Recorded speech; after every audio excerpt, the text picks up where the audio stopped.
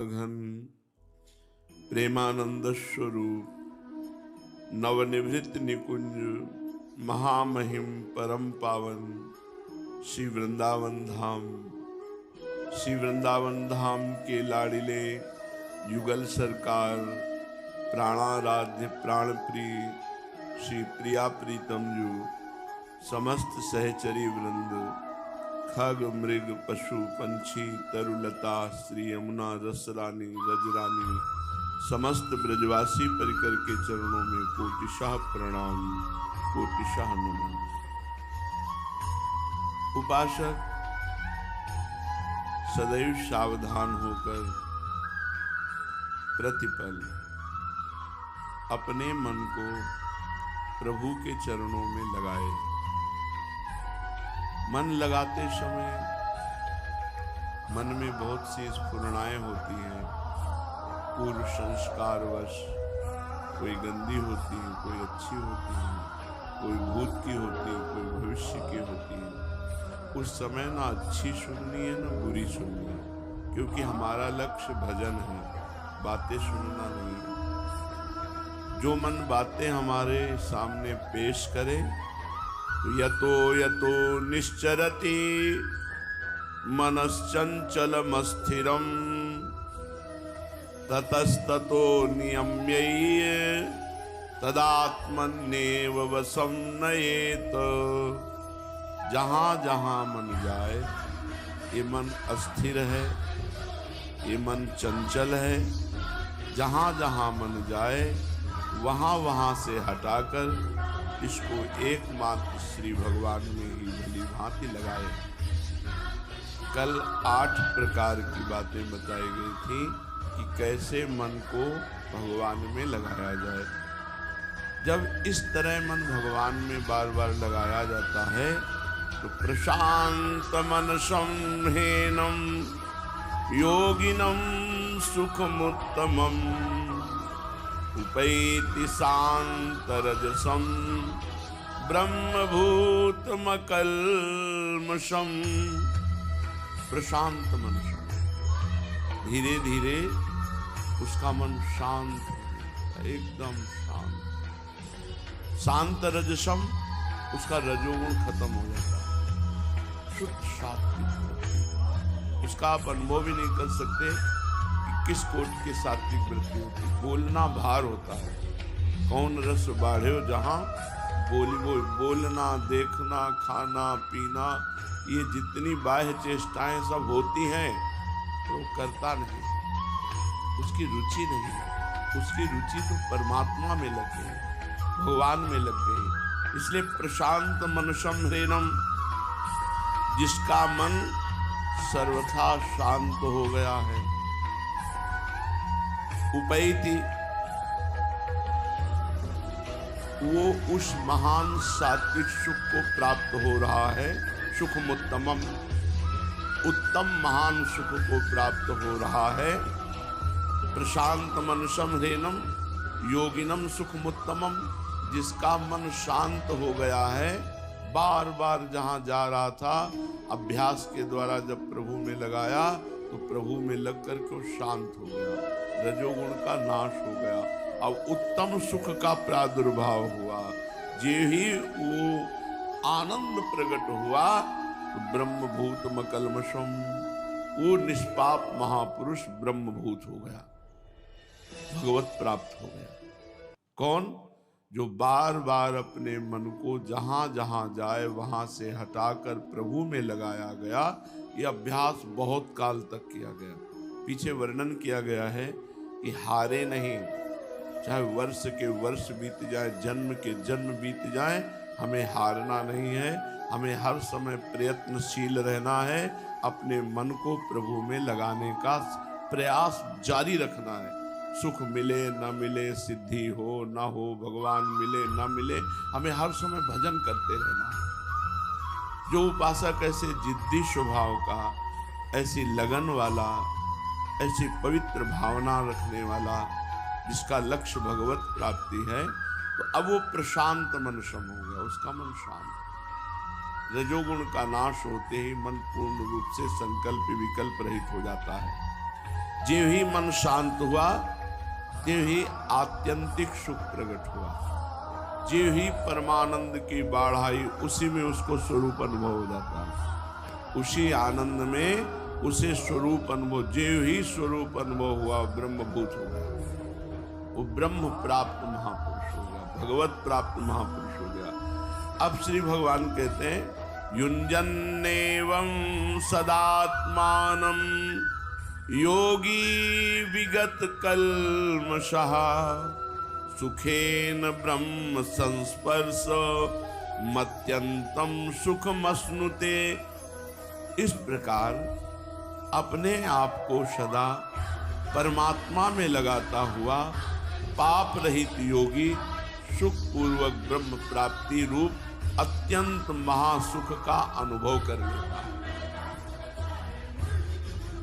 निरंतर भजन करने वाला निष्पाप योगी साधक उपासक बिना प्रयास के भगवत प्राप्ति करता है। युञ्जन एवं सदात्मानम योगी विगत कल्मषः। तब तक भगवत अनुभव नहीं होगा जब तक हृदय में कल्मष है। कल्मष माने पाप। जब तक पाप की पहचान कामना, भोगों की कामना हो रही, इसका मतलब मन मलिन है।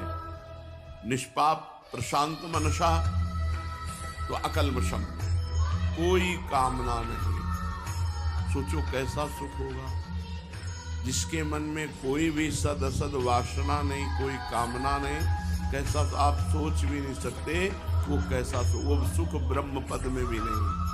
तभी जिन महापुरुषों को ये सुख मिला तो बोले न पारमेष्ठम न महेंद्र धिष्णम न सार्वभौमम न रसाधिपत्यम न योग सिद्धि अपुनर्भवम वा। ये सब मिलेंगे। ब्रह्मा का पद, सम्राट पद, देवराज इंद्र पद, योग की सिद्धियां, ये सब मिलेंगे। इतना अद्भुत आनंद आया कि वो ब्रह्म संस्पर्श अत्यंतम, वो ब्रह्म प्राप्ति रूप अत्यंत सुख मश्नुते, महासुख का अनुभव।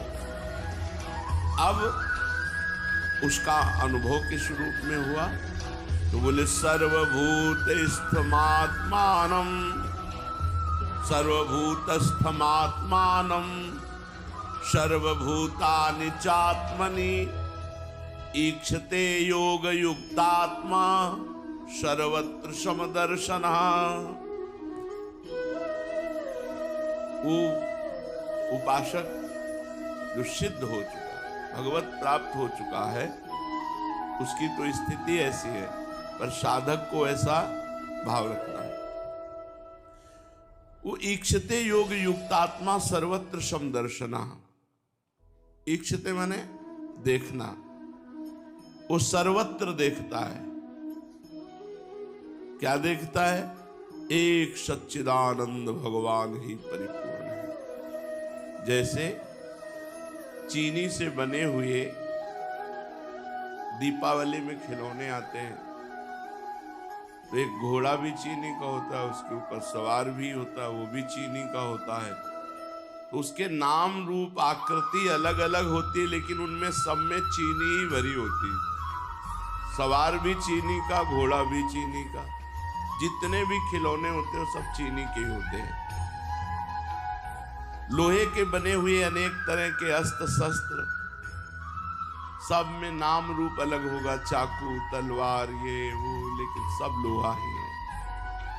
मिट्टी से बने हुए अनेक तरह के बर्तन, सकोरा, घड़ा, कटोरी, लेकिन वो सब कुल्हड़, ये सब मिट्टी ही है, नाम रूप उसके अलग अलग है। सोने से बने हुए आभूषण, सब सोना ही है। ऐसे ही भगवान से बना हुआ ये जगत है, सब भगवान बने हुए, सब कुछ भगवान बने हुए हैं। योग युक्त आत्मा अभ्यास करते करते जब भगवत प्राप्त हुआ तो उसकी तल्लीनता में वो देखता है कि संपूर्ण संसार मेरी आत्मा में है। जो मेरी आत्मा है, संपूर्ण संसार मेरी आत्मा में। सर्वभूतस्थ मात्मा में, समस्त भूत स्थित है हमारी आत्मा में। और सर्वभूतानि चात्मन, मेरी आत्मा सब भूतों में स्थित है, एक आकार में। इसको सरल भक्ति भाव से जाने, वो देखता है भगवान मेरे हृदय में विराजमान, सारा जगत भगवान में विराजमान, भगवान सारे जगत में विराजमान। वो ऐसा अनुभव देखता है, भगवान मेरे हृदय में विराजमान, भगवान के रोम रोम में अनंत ब्रह्मांड है। दिखरावा माते तीन अद्भुत रूप प्रचंड, रोम रोम प्रति लागे कोटि कोटि ब्रह्मांड। ब्रह्मांड निकाया निर्मित माया, रोम रोम प्रतिवेद कहे। मेरे हृदय में भगवान विराजमान है और भगवान के हृदय में सारा जगत विराजमान, और सारे जगत के हृदय में भगवान विराजमान। सर्वभूतस्थम आत्मानम, मेरी आत्मा में संपूर्ण भूत विराजमान। सर्वभूतानि चात्मनि, मेरी आत्मा ही संपूर्ण भूतों में प्रकाशित हो रही। ईक्षते, ये देखता है कौन? योग युक्त आत्मा, जो योग को प्राप्त हो चुका है, जो योग युक्त अंतःकरण वाला है। तो सर्वत्र समदर्शनः, वो सब जगह एकमात्र परमात्मा को देखता है। संपूर्ण प्राणियों में अपनी आत्मा को, अपने स्वरूप को स्थित देखता है। जैसे साधारण प्राणी सारे शरीर में अपने आप को देखता है, हाथ पैर आंख कान नाक सब कुछ। जो अज्ञानी जीव है वो मैं ही हूँ ऐसा देखता है। ऐसे ज्ञानी जीव अनंत ब्रह्मांडों में मैं ही हूँ ऐसा अनुभव करता है। कितना उच्च कोटि का उदार ज्ञान प्राप्त हुआ। अनंत ब्रह्मांडों में चराचर जीवों में वो अपने आप को देखता है, और अनंत ब्रह्मांड चराचर जीव अपनी आत्मा को, सब में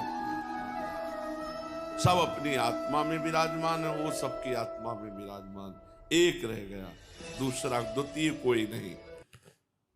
श्री भगवान कहते हैं, जब ऐसी स्थिति को प्राप्त होता है, यो माम पश्यति सर्वत्र सर्वं च मयि पश्यति तस्याहं न प्रणश्यामि सच में न प्रणश्यति। जो भक्त सर्वत्र भगवान को देखता है, ये साधक को अकल लड़ानी पड़ती है कि सब में भगवान है, लेकिन जो भजन करते हुए निष्पाप हो गया है, भगवत प्राप्त हो गया है, उसको सब, देखो गोस्वामी तुलसीदास जी कह रहे हैं, जड़ चेतन जग जीव जत सकल राम मैं जान, बंदों सबके पद कमल सदा जोरी जुग पानी। सिय राम मैं सब जग जानी, करऊं प्रणाम जोरी जुग पानी। सारा जगत भगवान का।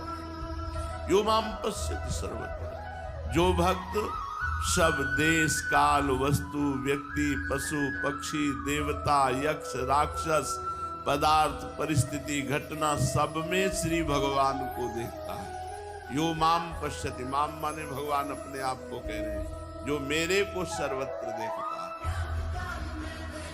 जैसे ब्रह्मा जी जब बछड़ों और ग्वाल बालों को चुरा करके ले गए, दसम स्कंद भागवत में लीला आती है, तब भगवान श्री कृष्ण स्वयं बछड़े बने, ग्वाल बाल बने।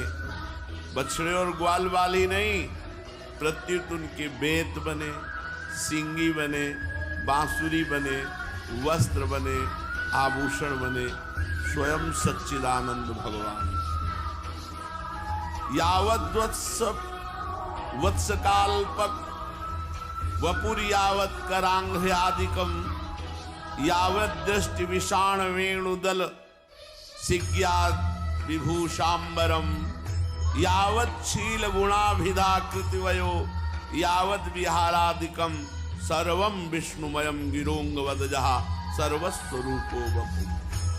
वे बालक बछड़े संख्या में जितने थे, जितने छोटे बड़े शरीर थे, जिसके जैसे रूप रंग सांवला गोरा हाव भाव, जिनके पास जितनी छड़ी सींग बांसुरी पत्ते छीके वस्त्राभूषण शील स्वभाव गुण नाम रूप अवस्था सब कुछ श्री कृष्ण बन गए। वो जैसे खाते थे पीते थे बोलते थे चलते थे हाव भाव करते सब श्री कृष्ण, सर्वस्व भगवान श्री कृष्ण प्रकट हो गए। जब 1 वर्ष व्यतीत हो गया, वही भगवान बछड़े बने, वही लाठी बने, वही बंसी बने, वही सब कुछ भगवान बने। एक दिन बलराम जी ने देखा इतना प्यार ब्रजवासियों का इन गोपों पर, जिनके नए बछड़े हो गए वो अपने नए बछड़ों से उतना प्यार नहीं करती, गौएं इतने पुराने बछड़ों से प्यार कर रही, ये क्या रहस्य है? तो भगवान बलराम जी ने अपनी दिव्य दृष्टि से देखा, अरे तो सब श्री कृष्ण बने, स्वयं श्री कृष्ण बने हुए हैं। यो माम पश्यति सर्वं, जैसे उस समय बने हुए थे ऐसे अब भी भगवान बने हुए, सब कुछ चराचर जड़ चैतन्य स्वयं भगवान बने हुए। सर्वम च मयि पश्यति, सब कुछ भगवान बने हुए हैं, और सर्वम च मयि पश्यति, सब में भगवान है। ये दो दृष्टि, सब भगवान में है और सब में भगवान है। वासना वासुदेवस्य वासितम भुवनत्रयम् सर्वभूत निवासोस्मि वासुदेव नमोस्तुते।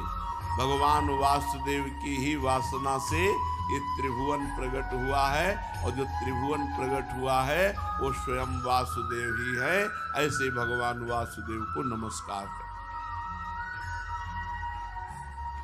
सर्वम च मयि पश्यति, जो भक्त देश काल वस्तु व्यक्ति घटना परिस्थिति आदि को भगवान के अंतर्गत देखता है।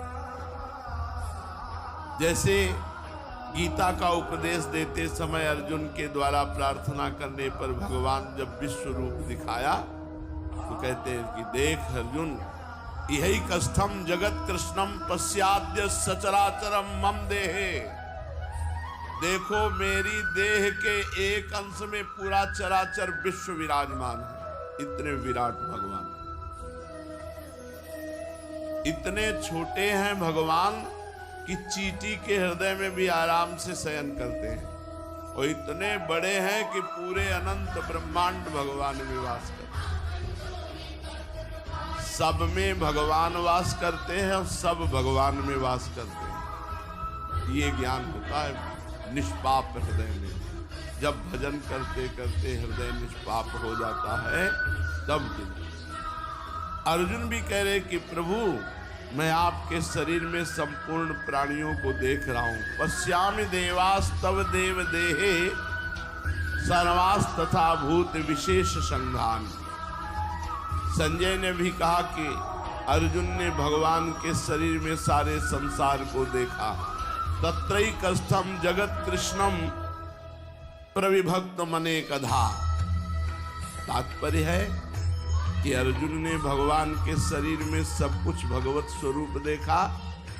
ऐसे ही भक्त देखने सुनने समझने में जो कुछ आता है उसको भगवान में ही देखता है, उसे भगवत स्वरूप ही देखता है। जो ऐसा देखता है सब में भगवान को, सबको भगवान में, तस्याहम न प्रणश्यामि। भक्त जब सब जगह भगवान को देखता है तो भगवान कह रहे हैं फिर मैं उसके सामने छुपता नहीं हूं। कहां छिपूं, किससे छिपूं? इसलिए मैं भक्त के लिए सामने प्रत्यक्ष प्रकट हो जाता हूं। तभी तो गोपीजन कह रहे हैं कि कोई दूसरा है क्या? जित देखूं तित श्याममयी है। हम तो देखते हैं जिधर हमारा श्याम सुंदर ही दिखाई देता है। सब कुछ आकाश से लेकर नीचे जो भी चराचर देखती हूँ सब श्याम सुंदर। भगवान कह रहे हैं मैं उसके सामने भी अदृश्य नहीं होता, उसके सामने प्रकट हो जाता हूँ। तस्याहम न प्रणश्यामि सच में न प्रणश्यति।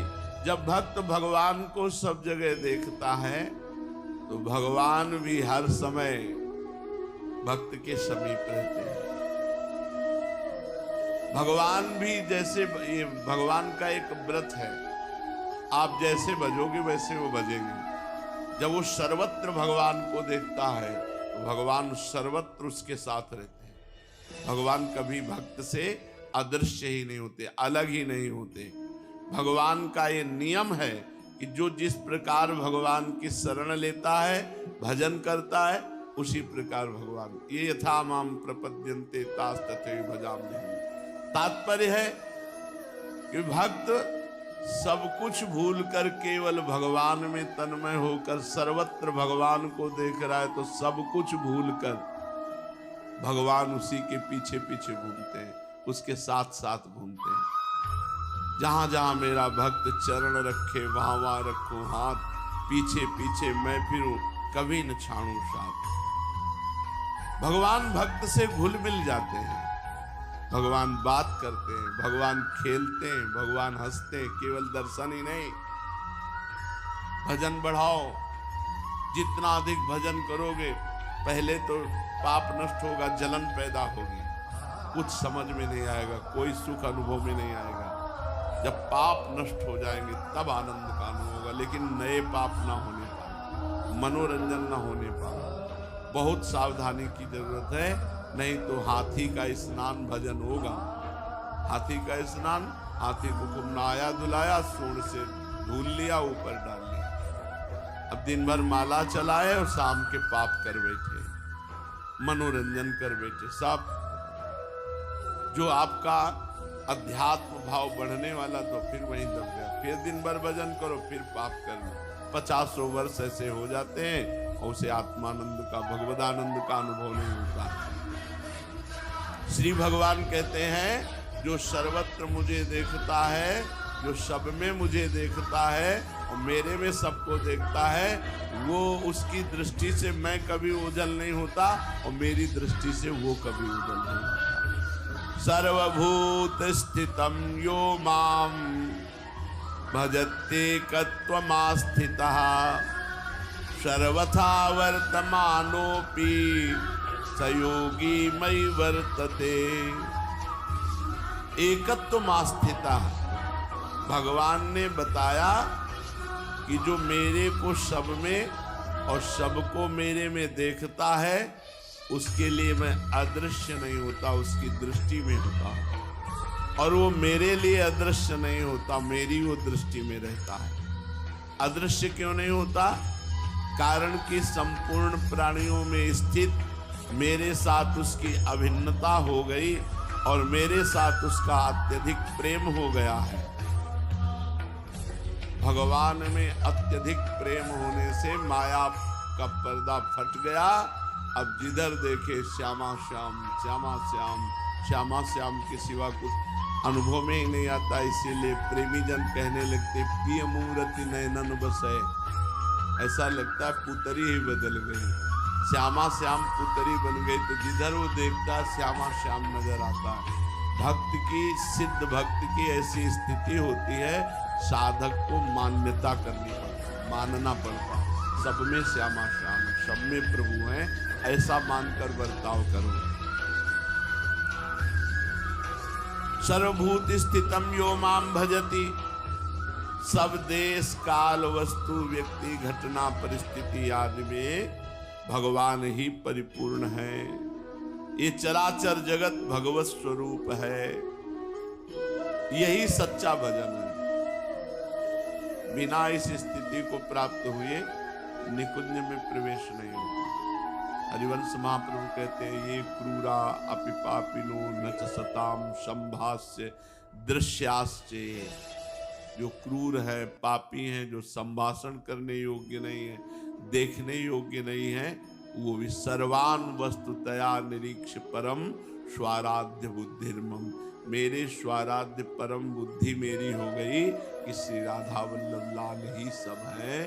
चाहे वो क्रूर हो, चाहे दुष्ट हो, चाहे पापी हो, चाहे नीच हो, चाहे संभाषण योग्य न हो, देखने योग्य न हो, छूने योग्य न हो।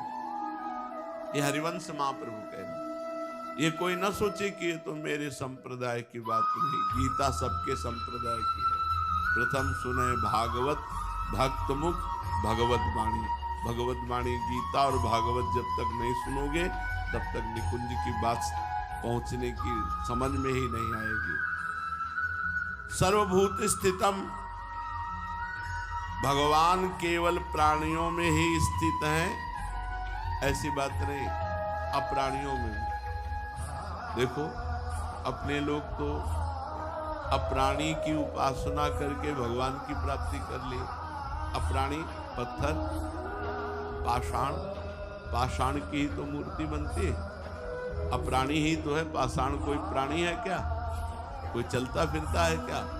काष्ठ अप्राणी ही तो है, सूखा हुआ काष्ठ। अष्टधातु अप्राणी ही तो है, सोना चांदी ये सब अप्राणी ही तो है। लेकिन इनकी मूर्ति बनाकर भावना की तो भगवान की प्राप्ति हो। प्राणी में ही भगवान नहीं, अप्राणी में भी भगवान है। जैसे नरसिंह भगवान का प्रादुर्भाव अप्राणी खंबा से हुआ। खंबा कोई प्राणी है क्या? जड़ वस्तु है। जड़ वस्तु से परम चैतन्य सच्चिदानंद भगवान नरसिंह का प्रादुर्भाव, क्योंकि प्रहलाद जी ऐसे भक्त थे जो सर्वत्र भगवान को देखने वाले थे। हिरण्यकश्यप ने कहा क्या इस खंबे में तेरा हरि है? हाँ। जे ही मूसे का प्रहार किया, खंबा फट गया और विकराल रूप से भगवान प्रकाशित हो गए, क्योंकि सर्वत्र भगवान है। सर्वभूत स्थितम, भगवान केवल प्राणियों में ही स्थित है, परंतु वास्तव में ऐसी बात नहीं। भगवान केवल प्राणियों में स्थित नहीं, प्रत्युत संसार के कण कण में परिपूर्ण रूप से स्थित है। जैसे सोने के आभूषण सोने से ही बनते हैं, सोना ही उसमें स्थित रहता है और बाद में आभूषण बिगड़कर सोना ही बनता है। ऐसे ही सब समय देखने वाला सोना ही देखता है, आभूषण नहीं देखता। ये सब सोना ही है। ऐसे ही स्त्री पुरुष जड़ चैतन्य ये सब स्वयं भगवान बने हुए, स्वयं भगवान। सर्वथा वर्तमानोपि स योगी मयि वर्तते, वो शास्त्र और वर्ण आश्रम की मर्यादा के अनुसार खाते पीते सोते जागते उठते बैठते सभी क्रियाएं करते हुए मेरे में ही वर्तता है। भगवान का सतत स्मरण, भगवत स्वरूप में स्थित होकर वो खा रहा है, पी रहा है, चल रहा है, बैठ रहा है, शौच हो रहा है, स्नान कर, सारी क्रियाएं भगवत स्वरूप में स्थित होकर वो मेरे में ही रहता। सर्वथा वर्तमानोपि स योगी मयि वर्तते। हाँ, भगवान कह रहे हैं सर्वथा वर्तमानोपि, बर्ताव करता है वर्तमान में भगवत स्वरूप में स्थित होता। जो भी क्रियाएं कर रहा है भगवान में स्थित होता। कारण कि जब उसकी दृष्टि में भगवान के सिवाय दूसरी कोई सत्ता ही नहीं रही, तो वो जो कुछ बर्ताव कर रहा है वो कहां करेगा? श्री भगवान में।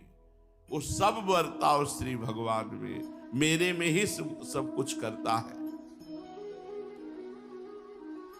आत्मौपम्येन सर्वत्र,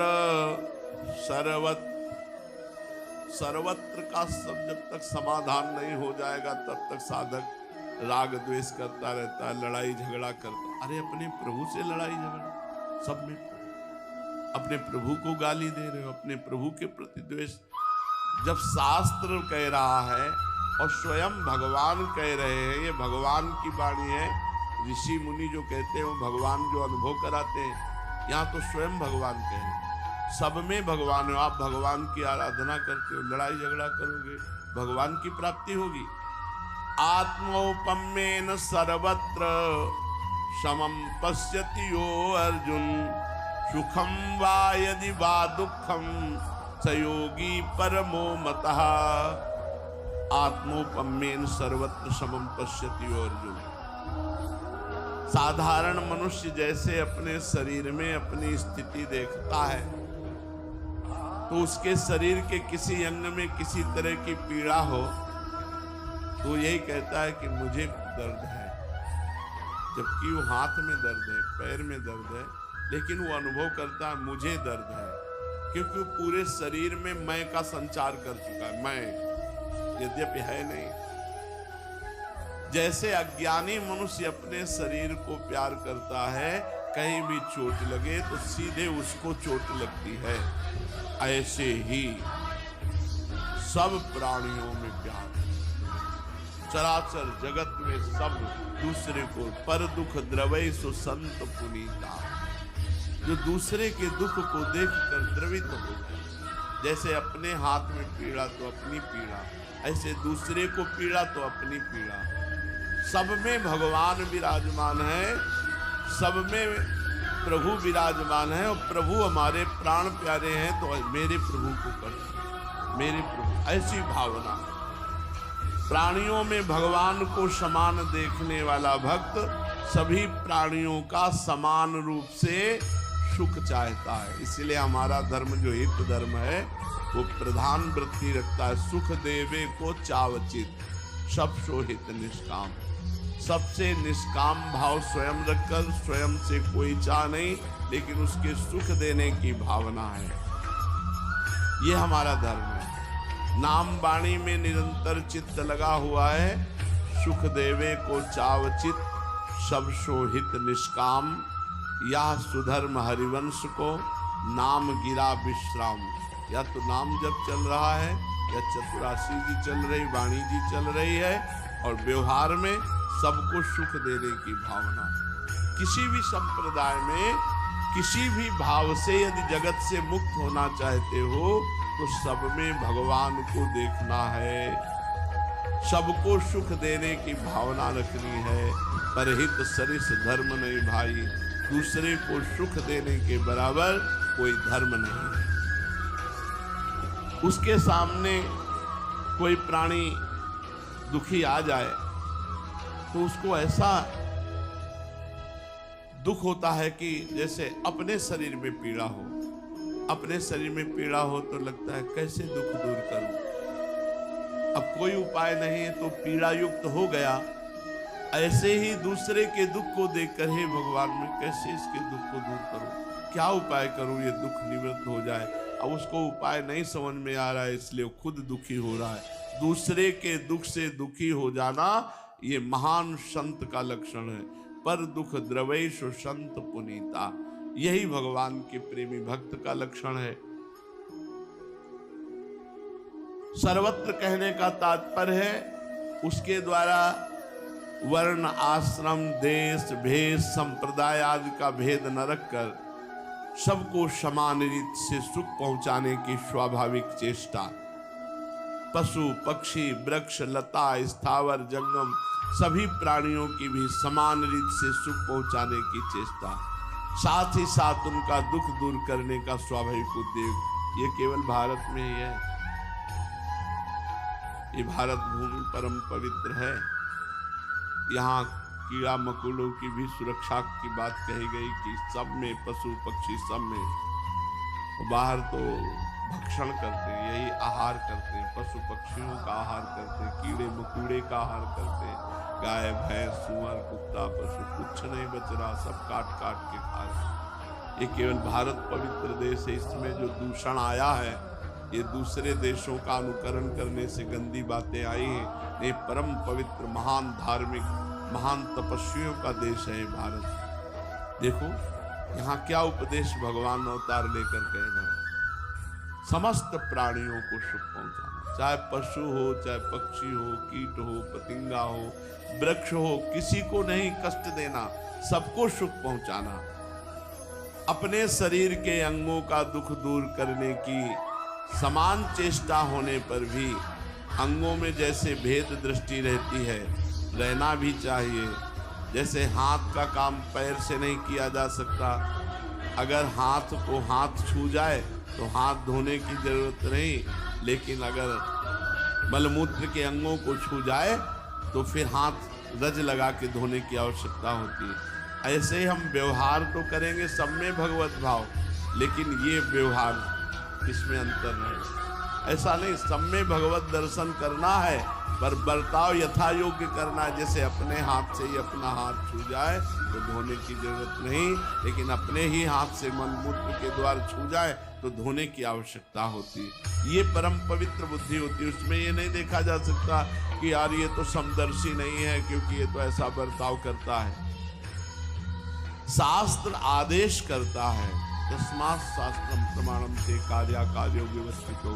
कार्य और अकार्य की व्यवस्था शास्त्र के अनुसार हो। बिल्कुल पक्का समझ लो, जब तक शास्त्र के अनुसार नहीं चलोगे सिद्ध नहीं हो सकते भगवत प्राप्ति। पक्का, ये हमारा अनुभव है। एक शब्द भी शास्त्र के विरुद्ध अगर जीवन में है तो लड़खड़ा के तुम्हें मुंह भरा गिराएगा, और जब वो छोड़ोगे तब ऊपर चढ़ोगे। स्थिति बाई स्थिति अगर बढ़ना है तो शास्त्र की एक भी आज्ञा का उल्लंघन न हो, संत सदगुरुदेव की एक भी बात का उल्लंघन न हो, तो आप अध्यात्म की ऊंचाई पर चढ़ सकते हो। नहीं खाओ पियो मौज करो, अध्यात्म की ऊंचाई पर चढ़ना कठिन है। ऐसे ही शास्त्र और वर्ण आश्रम की मर्यादा के अनुसार सबके दुख में समान भाव रखते हुए भी स्पर्श अस्पर्श का ख्याल रखकर व्यवहार होना चाहिए। किसी के प्रति किंचन मात्र भी घृणा की संभावना ही नहीं होनी चाहिए। सब में भगवान है। जैसे अपने शरीर के पवित्र पवित्र अंगों की रक्षा करने में, उनको सुख पहुंचाने में कोई कमी नहीं रखते, फिर भी पवित्र और अपवित्र की दृष्टि से जब अपवित्र स्थानों को अपने शरीर के छूते हैं तो पवित्र करते हैं। ऐसे हम व्यवहार में रहें। सुखम वा यदि वा दुखम, अपने शरीर की उपमा से दूसरों के सुख दुख में समान रहने का तात्पर्य ये नहीं कि दूसरों के शरीर के किसी अंग में पीड़ा हो जाए तो वह पीड़ा अपने शरीर में भी आ जाए, ऐसा नहीं है। अपने को उसकी पीड़ा का अनुभव होने लगा, कैसे इसका दुख दूर करूं, हे भगवान क्या करूं, ये दुखी है, इसका दुख कैसे निवृत्त करूं।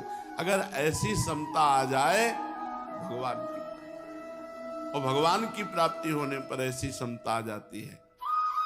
जैसे शरीर में आसक्त अज्ञानी पुरुष शरीर में पीड़ा होने पर उस पीड़ा को दूर करने में और सुख पहुंचाने में उसकी जैसी चेष्टा होती है, ऐसी ही तत्परता भक्त को होती है।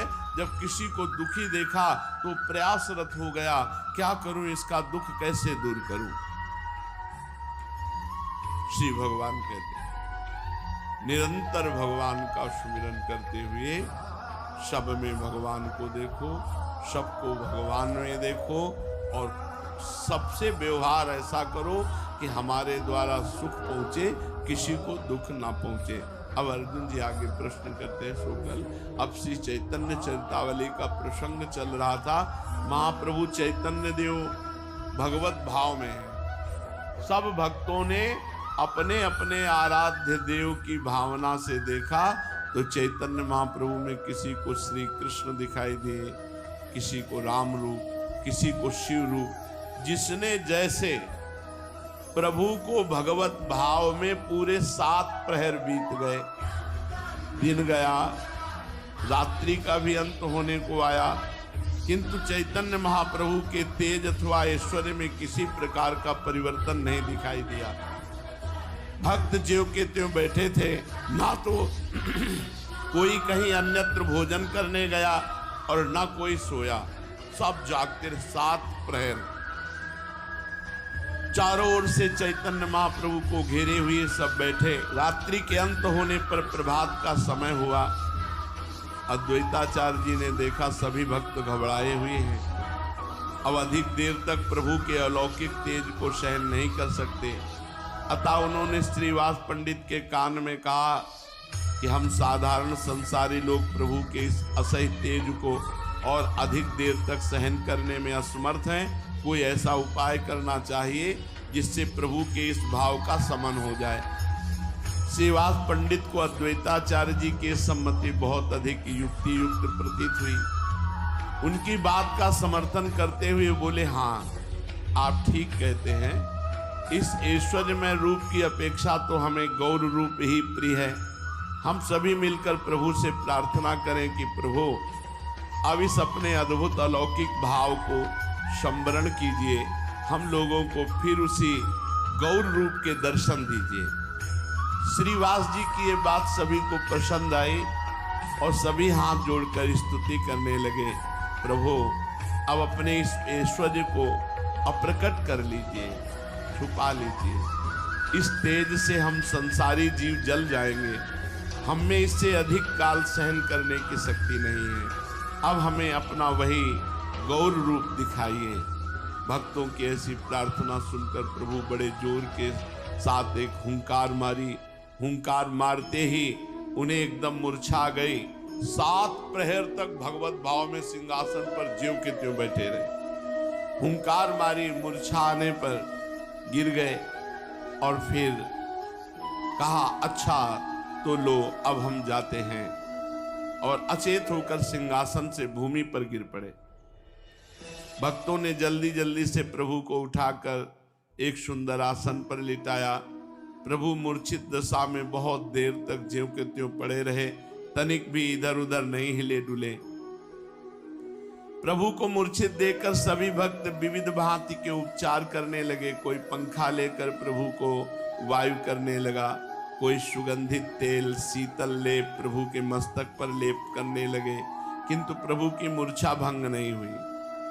प्रभु की परीक्षा के निमित्त अद्वैत और श्रीवाद आदि प्रमुख भक्तों ने प्रभु के संपूर्ण शरीर की परीक्षा की।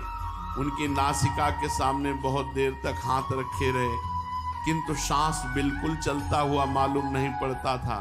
हाथ पैर तथा शरीर सभी अंग प्रत्यंग संज्ञा शून्य बने हुए थे। जिस अंग को जैसे भी डाल देते वैसे ही पड़ा रहता। किसी प्रकार की चैतन्य पने की चेष्टा किसी भी अंग से प्रतीत नहीं होती थी। प्रभु की ऐसी दशा देखकर सभी भक्तों को बड़ा भारी भय प्रतीत होने लगा कि ये क्या हो गया। वे बार बार प्रभु के इस वाक्य को स्मरण करने लगे कि अच्छा तो लो अब हम जाते हैं। बहुत से तो इससे अनुमान लगाने लगे कि प्रभु सचमुच हमें छोड़कर चले गए। बहुत से कहने लगे ये बात नहीं, वो तो प्रभु के ऐश्वर्य और तेज के संबंध का भाव था। हमारे गौर हरि तो थोड़ी देर में ही चैतन्य लाभ कर लेंगे, किंतु उनका यह अनुमान ठीक होता दिखाई नहीं देता था। प्रातः काल से प्रतीक्षा करते करते दोपहर हो गया, किंतु महाप्रभु की दशा में कोई परिवर्तन नहीं हुआ। उसी भांति वो मूर्छित पड़े रहे। जेठ का महीना था। भक्तों को बैठे बैठे 30 घंटे हो गए। 30 घंटे बैठे बैठे प्रभु की दशा देखकर सभी व्याकुल हो गए। सभी उसी भाव से प्रभु को घेरे हुए बैठे थे। न कोई शौच स्नान को गया और न किसी को भूख प्यास की सुधि रही। सभी प्रभु के भाव में अधीर हुए चुपचाप बैठे थे। बहुतों ने तो निश्चय कर लिया था कि यदि प्रभु अंतर ध्यान हो गए, मूर्छा भंग नहीं हुई, तो हम सब बिना खाए पिए यही प्राण त्याग देंगे। इसी उद्देश्य से बिना रोए पीटे धैर्य के साथ सब प्रभु के चारों ओर बैठे थे। प्रातःकाल श्रीवास पंडित के घर के किवाड़ एक दिन पहले बंद हुए थे और ज्यों के त्यों वो बंद ही रहे दूसरे दिन दोपहर तक। इस घटना की सूचना सची माता को देना उचित नहीं समझा गया, क्योंकि वहां तो प्रायः सब के सब अपने अपने प्राणों की बाजी लगाए हुए बैठे थे। इसी बीच एक भक्त ने कहा, अनेकों बार जब चैतन्य महाप्रभु को मूर्छा आई तो संकीर्तन की सुमधुर ध्वनि सुनकर उस चेतना को प्राप्त हुए। क्यों नहीं प्रभु को चैतन्यता लाभ कराने के निमित्त कीर्तन किया जाए। ये बात सभी को पसंद आई। चारों ओर से खोल मृदंग ताल वाद्य बजा करके हरे राम राम राम हरे हरे, हरे कृष्ण कृष्ण कृष्ण हरे हरे, इस महामंत्र का संकीर्तन करने लगे। संकीर्तन की नवजीवन संचारी प्राणों से भी प्यारी ध्वनि सुनकर प्रभु के शरीर में रोमांच पहले हुआ। सभी को प्रभु का शरीर पुलकित प्रतीत होने लगा। अब तो भक्तों के आनंद की सीमा न रही। वे नाम संकीर्तन छोड़कर प्रेम में विह्वल हुए। कीर्तन कुछ लोग कर रहे, कुछ लोग महाप्रभु के समीप। प्रभु के शरीर की पुनः परीक्षा करने के लिए अद्वैताचार्य जी ने नासिका पर अपना हाथ रखा। उन्हें श्वासों का गमनागमन चलता दिखाई देने लगा। इतने में ही प्रभु ने एक जोर की हुंकार मारी। हुंकार को सुनते ही भक्तों की विषाद मंडली में आनंद की बाढ़ आ गई। वे उन्मत्त भाव से जोरों से जय हो जय हो जय हो की ध्वनि कहने लगे। भक्तों के जय ध्वनि और नृत्य करने से आनंद छा गया, क्योंकि महाप्रभु को होश आ गया। चारों ओर प्रसन्नता ही प्रसन्नता छा गई। प्रेम में उन्मत्त होकर कोई नृत्य करने लगा, कोई आनंद के वेग को न सह सकने के कारण गिर पड़ा, कोई शंख बजा रहा है, कोई शीतल जल लेकर प्रभु के श्रीमुख में धीरे धीरे डाल रहा है। इस प्रकार श्रीवास जी का घर, संपूर्ण घर आनंद का सागर बन गया। इसमें भक्तों की प्रसन्नता की हिलोरें उठ उठकर दिशाओं को गुंजाती हुई भीषण शब्द कर रही थी। थोड़ी ही देर के अनंतर प्रभु आंखें मलते हुए निद्रा से जागे हुए मनुष्य के भांति उठे और अपने चारों ओर भक्तों को एकत्रित और बहुत से अभिषेक की सामग्रियों को पड़ी देखकर आश्चर्य के साथ पूछने लगे, ये क्या है? हम कहाँ आ गए? आप लोग यहाँ क्यों एकत्रित हैं? आप सब लोग इस प्रकार विचित्र भाव से यहाँ क्यों बैठे हुए हैं? प्रभु के इन प्रश्नों को सुनकर भक्त एक दूसरे की ओर देखकर मुस्कुराने लगे। प्रभु के इन प्रश्नों का किसी भी ने कोई उत्तर नहीं दिया।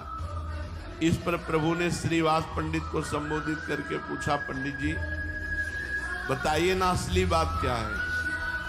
हमसे कोई चंचलता तो नहीं हो गई? अचेतना अवस्था में हमसे कोई अपराध तो नहीं बन गया? ठीक ठीक बताते क्यों नहीं? अपनी हंसी को रोकते हुए श्रीवास पंडित कहने लगे, अब हमें बहकाइए नहीं, बहुत बनने की चेष्टा ना कीजिए। अब यहाँ कोई बहकने वाला नहीं है। प्रभु ने दुगना आश्चर्य प्रकट करते हुए कहा, बहकाना? बताते क्यों नहीं? क्या बात हो गई? हम क्या बहका रहे हैं? इस पर बात को टालते हुए श्रीवास जी ने कहा, कुछ नहीं, बस आप संकीर्तन में अचेत हो गए थे, इसलिए आपको चैतन्य लाभ कराने के निमित्त सभी भक्त मिलकर कीर्तन कर रहे थे। इस बात को सुनकर प्रभु लज्जित होते हुए कहा, अच्छा तो ठीक है, आप लोगों को हमारे कारण बड़ा कष्ट हुआ, आप सभी लोग हमें क्षमा करें। बहुत समय बीत गया, अब चलकर गंगा स्नान करते हैं और संध्या वंदन आदि। मालूम होता है प्रातःकालीन संध्या भी नहीं हुई। ये सुनकर सभी भक्त स्नान संध्या के निमित्त गंगा जी की ओर चले। जिन्हें भगवत भक्ति की प्राप्ति हो गई है, जो प्रभु प्रेम में मतवाले बन गए हैं, उनके सभी कर्म लोक बाह्य हो जाते हैं। जो क्रिया किसी उद्देश्य की पूर्ति के लिए की जाती है उसे कर्म कहते हैं, किंतु वैसे ही निरुद्देश्य रूप से केवल करने के निमित्त जो चेष्टाएं क्रियाएं होती हैं उन्हें लीला कहते हैं। बालकों की सभी चेष्टाएं ऐसी ही होती हैं, उनमें कोई इंद्रियजन्य सुख स्वार्थ या कोई उद्देश्य नहीं होता, वे तो वैसे ही निरुद्देश्य भाव से होती हैं। भक्तों की सभी चेष्टाएं इसी प्रकार की होती हैं, इसलिए उन्हें कर्म न कहकर लीला ही कहने की प्राचीन परिपाटी चली आई है। भक्तों की लीलाएं प्रायः बालकों की लीलाओं से बहुत ही अधिक मिलती जुलती हैं। जहां लोक लज्जा का भय है, जहां किसी वस्तु के प्रति अश्लीलता के कारण घृणा के भाव हैं, जहां दूसरों से भय की संभावना है, वहां असली प्रेम नहीं। बिना असली प्रेम के विशुद्ध लीला हो ही नहीं सकती। अतः लज्जा, घृणा और भय ये स्वार्थजन्य मोह के द्योतक भाव है। भक्तों में तथा बालकों में तीनों भाव नहीं होते, न लज्जा, न घृणा, न भय। इसीलिए बालकों का हृदय विशुद्ध कहा गया है। प्रेम में उन्मत्त हुआ भक्त कभी तो हंसता है, कभी रोता है, कभी गाता है, कभी संसार की लोक लाज छोड़कर, वस्त्र का भी ध्यान नहीं रहता, दिगंबर होकर नाचता है। उसका चलना विचित्र, उसका विलक्षण भाव विचित्र। ये सौभाग्य मिला ऐसे भक्त के दर्शन। बड़ी उच्च कोटि की अवस्था, 1 मिनट भी नींद नहीं, 4 दिन रुके थे। अद्भुत स्थिति। बच्चे उनकी नीचे के वस्त्र पकड़ के खींच लिए, फाड़ दिए, सब दिगंबर से निरंतर नाम चल रहा, चेहरा चमकता हुआ बालक जैसा। 40 वर्ष की अवस्था होगी उनकी। बीच में बड़े जोर से चीखते थे, नीलमणि, बड़े जोर से। हर समय उनके नेत्र चढ़े हुए, जवान तो मशीन की तरह नाम ले रहे। 4 दिन रुके थे, 1 मिनट सोते नहीं, पर यह भी उनको ज्ञान नहीं था कि हम सोच कहां हो। पागलों जैसी चेष्टाएं, और 1 सेकंड के लिए नाम बंद नहीं हो रहा था। बड़ी उच्च कोटि की अवस्था थी। उनका चलना विचित्र होता है। वो प्रेमोन्मत्त हुआ भक्त कभी तो हंसता है, कभी रोता है, कभी गाता है, कभी संसार की लोक लाज छोड़कर दिगंबर वेश तांडव नृत्य करने लगता है। उसका चलना विचित्र, उसका हंसना विचित्र, उसकी चेष्टाएं उन्मादमयी, उसके भाषण में निरर्थकता, और उसकी भाषा संसारी भाषा से भिन्न है। वो बालकों की भांति सबसे प्रेम करता है, उसे किसी से भय नहीं, किसी बात की लज्जा नहीं। नंगा रहे तो भी वैसा, और वस्त्र पहने रहे तो भी वैसा, उसको कोई इससे परिवर्तन नहीं। बिल्कुल जैसी स्थिति कही जा रही है, यही स्थिति उनमें थी। और लोग पागल से ज्यादा कुछ नहीं समझते। जब शोभन सरकार के पास वो ऐसे भ्रमण करते हुए कोई ले गया उनको, तो कई दिन अपने पास रखे थे। उनके लिए छूट थी, सरकार के आसन में बैठ जाए तो भी छूट थी। कह रहे थे ऐसे उच्च कोटि की स्थिति, तो स्थिति प्रज्ञ संत ही स्थिति प्रज्ञ को जान सकता है। संसारी आदमी तो केवल पागल समझते हैं, उनको पागल ही समझते थे। कोई भी उनको संत नहीं कहता था, कोई उनको भक्त नहीं मानता, पागल और उच्च कोटि की अवस्था होती। जैसे श्री सुखदेव जी को कौन भक्त मानता था? सब स्त्रियां बच्चे पीछे, कोई ईंट मार रहा है, कोई कुछ। जब देखा बड़े बड़े ब्रह्म ऋषि प्रणाम कर रहे हैं, उठकर खड़े हो गए, तब समझा कि ये महापुरुष हैं। उसे बाह्य वस्तुओं की कोई अपेक्षा नहीं, वो संसार के विधि निषेध का गुलाम नहीं। अवधूत नित्यानंद जी की यही दशा थी। 32 वर्ष की अवस्था होने पर भी वो सदा बाल्य भाव में रहते थे। बच्चों की तरह जैसे दाल भात खा रहे हैं, तनिक सी बात में नाराज हुए, पूरा दाल भात लपेट लिया, उठे और भाग पड़े। बच्चों की तरह उनका। श्रीवास जी बच्चों की तरह इन्हें रोकते, आओ नाराज मत हो। गौरांग महाप्रभु इन्हें बार बार समझाते कि ऐसी विचित्र दशा क्यों करते हो। पूरे शरीर में दाल भात लगाए, घर से भाग पड़े। नाराज हो गए तो खाते खाते दाल भात ऐसे लगाया, भाग पड़े। ये किसी की एक नहीं सुनते, ये सदैव प्रेम नशे में उन्मत्त रहते थे, शरीर का होश नहीं। यहां तक कि वस्त्र गिर गया तो उठाकर बांधने की भी हिम्मत नहीं, सुधी नहीं, भगवदाकार वृत्ति। अब ये दिगंबर ऐसे ही दाल भात लपेटे, शरीर में कोई कपड़ा नहीं हो, ऐसे ही जा रहे हैं चैतन्य महाप्रभु के घर, बाजार से निकलते हुए। 32 वर्ष की अवस्था है। बालक मिल गए तो बालकों के साथ वैसे ही खेल रहे, भक्तों के साथ क्रीड़ा कर रहे। एक दिन ये श्रीवास पंडित के घर के आंगन में खड़े ही खड़े कुछ खा रहे थे, इतने में कौवा आया। ठाकुर जी के घी के दीपक के पात्र को उठाकर ले गया। मालती देवी ने कहा, देखो ये तो ठाकुर जी की आरती का पात्र ले गया। माता को दुखी देखकर एक कौवे को टुकड़ा दिखाकर पुचकारते हुए कहने लगे कि कौवा भैया आ जा, पूरा घायल कर दिया। माता इनकी चपलता से आश्चर्यचकित हो गई। इतने में कौवा आया और जो नित्यानंद महाप्रभु टुकड़ा दिखा रहे थे उसको ले गया और आरती दे गया। तो जो श्रीवास की पत्नी थी उनको लगा कि ईश्वर कोटि के महापुरुष। माता इनकी इन बाल चपलताओं से बड़ी ही प्रसन्न हुई। अब जल्दी से घर के बाहर निकली, बाजार में होकर अब ये नित्यानंद महाप्रभु पागलों की तरह दौड़े जा रहे थे, न शरीर का होश था, न रास्ते की सुधि थी, किधर जा रहे हैं कहां जा रहे हैं इसका कुछ भी पता नहीं। बच्चों ने खेल खेल में इनकी लंगोटी खोल दी। दिगंबर,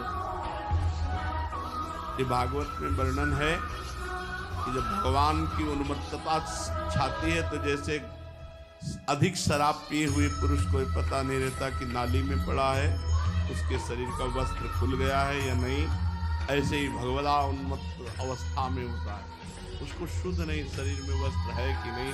ऐसे भी महापुरुष के दर्शन हुए स्वामी परमानंद जी महाराज अपने आसन से उठे, ऐसे दिगंबर निकल रहे हैं, पूरी समाज खड़ी है, सब उनको नमन कर रहे हैं, कहाँ बैठ जाएं, कैसे खड़े हो जाएं, कैसे चले, कोई शुद्ध नहीं। भगवदाकार वृत्ति ये उनकी होती जो रात दिन भजन में लगे। 2-4 माला से ऐसे कपड़े उतार के फेंक दोगे तो डंडा चलेगा।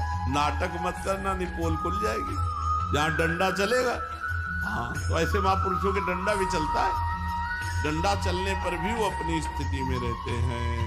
केवल पूजा प्रणाम ही नहीं, डंडा भी चलते। कोई ऐसा महापुरुष नहीं जिसको डंडा न मिले, कोई ऐसा नहीं जिसको डंडा न खाने पड़े, चाहे अनंग बोधाश्रम स्वामी जो चाहे जो, क्योंकि संसारी कुछ ऐसे होते हैं वो समझते हैं पागल हैं, और जहाँ उनको थप्पड़ आया डंडा मारा वो अपने स्वरूप में रहते हैं।